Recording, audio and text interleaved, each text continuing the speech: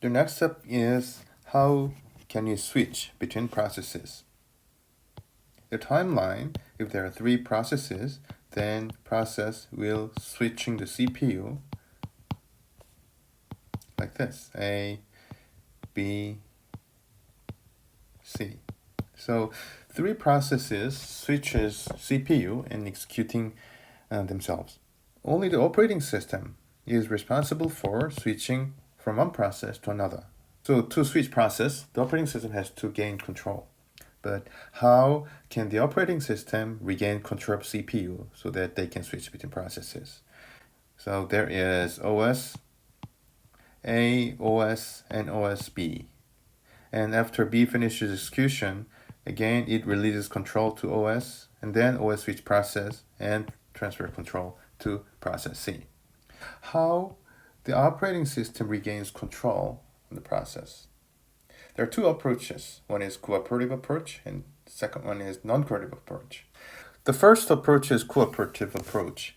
The operating system waits for the process to voluntarily relinquish the control and transfer the control to the operating system. So there is user process, and user process runs this program, and at some point it called system call, whatever system call that is. Maybe write or read or create file or something like that. Once the system calls are called, then the transfer is the control transfer. The control is transferred to the operating system. Then at the beginning of the executing the system call, the operating system may be able to perform some kind of analysis if whether it allows the process to execute contiguously or transfer the control to the other processes. Or there's other approaches. For example, the application may somehow make a mistake and perform divide by 0, or the operating system may try to access the memory region that it is not allowed to access. In that case, also the application is application required to transfer the control to the operating system. But there is an important limit on this operating system. What if the operating system does not call system call? For example, if the operating system makes some mistake, the programmer has made some mistake, and then the operating system, while the operating system is waiting for the system call, the user application is stuck in the infinite loop and it fails to get out of the loop. Then there's no way for the user process to call system call. In that case, the process gets stuck in an infinite loop and we need to reboot the machine. This naive approach was actually been used in early versions of the computer system, like Macintosh or old Xerox Alto system. The another approach is non-cooperative one. There is, let's say, the application is executed here, like this. This is time. Then thread is executed continuously. And then periodically, the operating hardware interrupts. The hardware timer raises an interrupt in every few milliseconds. There is a hardware called timer, and the timer raises an interrupt in a regular interval. And then to handle the timer interrupt, the operating system takes the control and then it executes timer interrupt handler.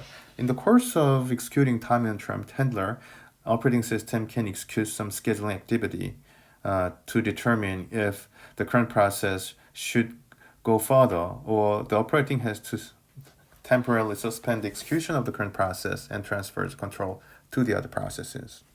That's timer approach. So timer interrupt is with using the timer, we can programming the timer interval. Timer is programmed to interrupt CPU periodically. So in a single CPU, there is a module called programmable interval timer. And for multiple CPU, there is EPIC. It's from Intel, and it's called Advanced Programmable Interrupt Controller. And there are 2 types of EPIC in the computer system. There is per process EPIC, which is called local EPIC, and then it also is called LAPIC. And then there is one timer at the system bus, it's IO EPIC. So this is how a timer works.